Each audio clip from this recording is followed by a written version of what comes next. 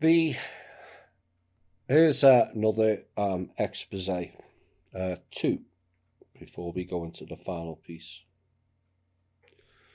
And this is called the Achnacacarry Agreement, or maybe Achnacacarry Agreement, Achnacarry, and also known as the As-Is Agreement.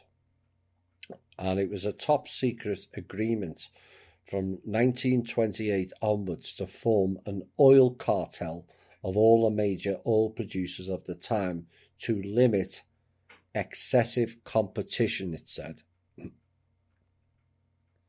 And the government at the time ratified this agreement, but the public didn't find out about this cartel until 1952.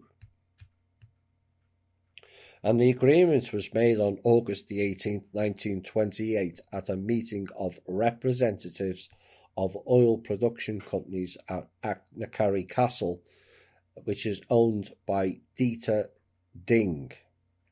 Now, Achnacacarry Castle, which is in Scotland, tells me the Scottish Rite Masons were involved in this shenanigan, as they have done in a lot of American history, particularly DC. And also Russian history as well. Masonry was brought to Russia in the 1700s from Scotland and the Scottish Rite.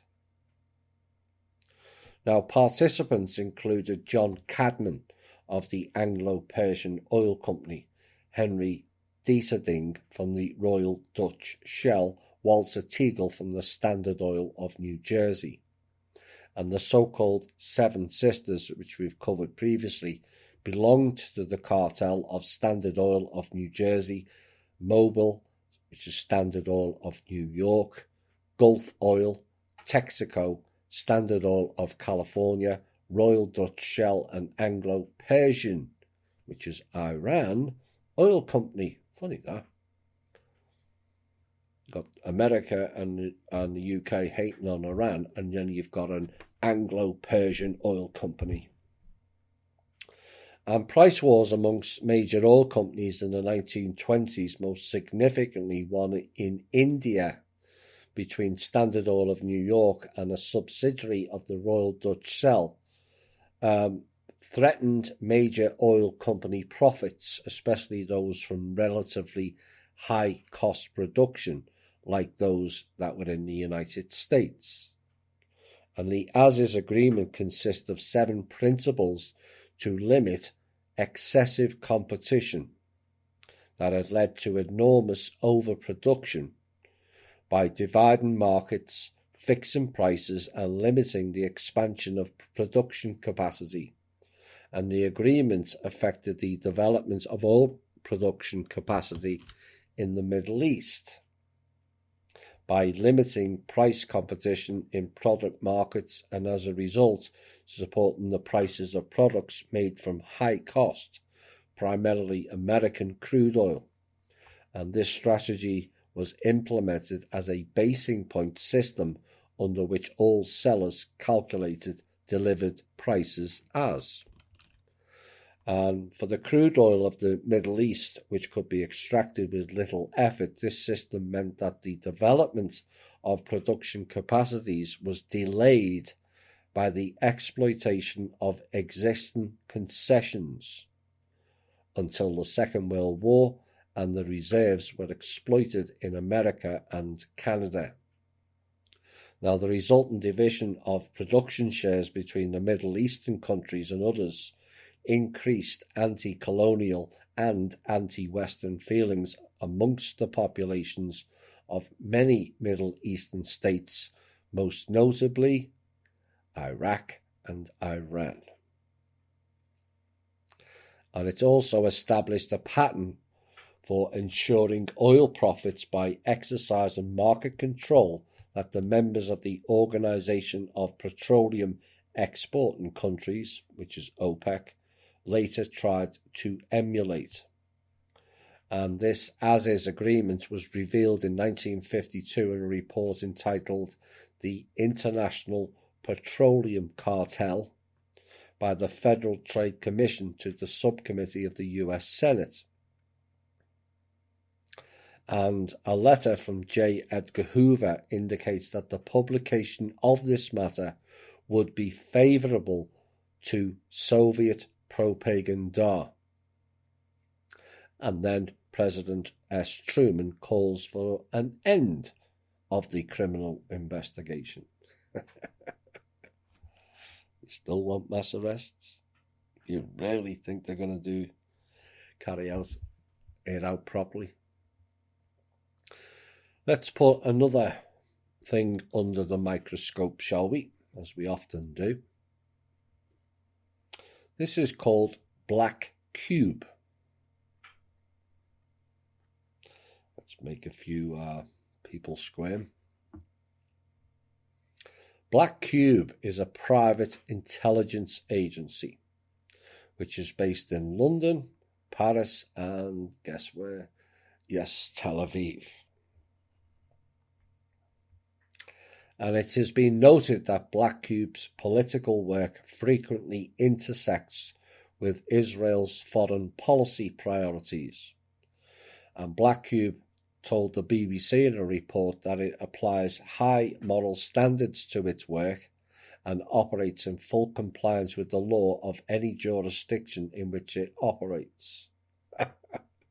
Liars. And Black Cube's human intelligence capabilities have proved to be an effective way of exposing fraud, bribery, money laundering, and corruption. And yet, funny enough, the world is rampant with it.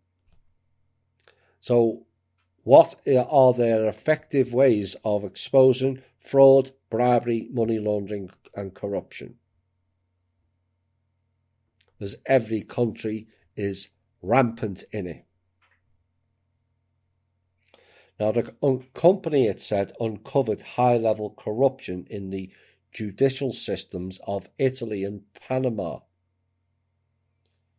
And yeah, they didn't find high-level corruption with Mr. Netanyahu.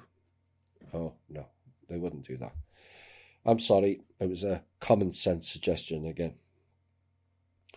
Now, the company was founded in 2010 by former Israeli intelligence officers Dan Zarella and Avi Yanus.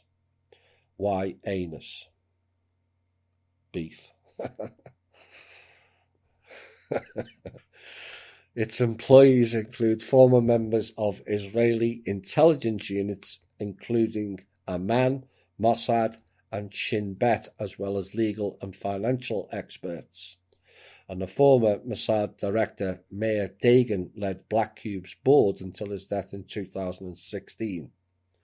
Now, Black Cube is known to have two separate divisions for corporations and governments. And the firm was caught attempting to undermine the Iran nuclear deal. Well, I never. And then also a top political objective of the Israeli Prime Minister Benjamin Netanyahu by attempting to obtain information on the financial or sexual impropriety, i.e. blackmail, of top US officials involved in drafting the accord.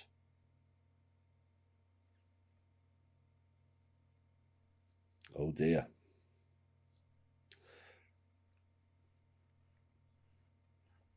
Yeah, I'll leave you to all ponder on that.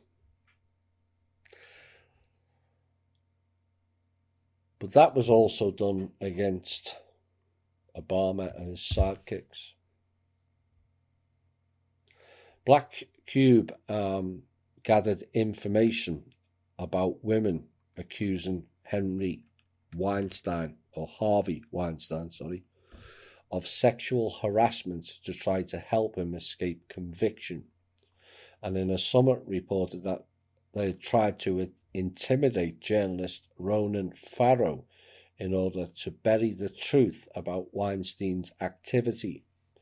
And Weinstein used a private spy firm to target or collect information on dozens of individuals and compile psychological profiles that sometimes focused on their personal or sexual histories. just like a certain Mr. Epstein. And it was the Israeli deep politician and intelligence chief Ehud Barak who put Weinstein in contact with the Black Cube. Asher Tischler, a member of Black Cube's advisory board, remarked, "In respect, it's a shame we took that job," presumably for getting caught. And what this reveals is more agency-based skullduggery and why I warned about the GIA earlier. How can we possibly trust these people or entities in some case residing in and of these groups? And the answer is we can't. We the people have fallen for far too many so-called alternatives that all turned out to be new boss, same as the old boss. And also, like I've said all along, there is no difference between Israel and Muslim religions. Both are controlled above them and way beyond the average person's understanding of it. Is it a coincidence they use the term Black Cube? Just like the Black Cube at the Mecca and many sculptures of it around the world. The Black Cube originated from the Sirius star system, as we covered in From Russia with Love 8. It and they who use it are all connected in very disturbing and strange ways. That is not and never has been beneficial for harmony on this planet.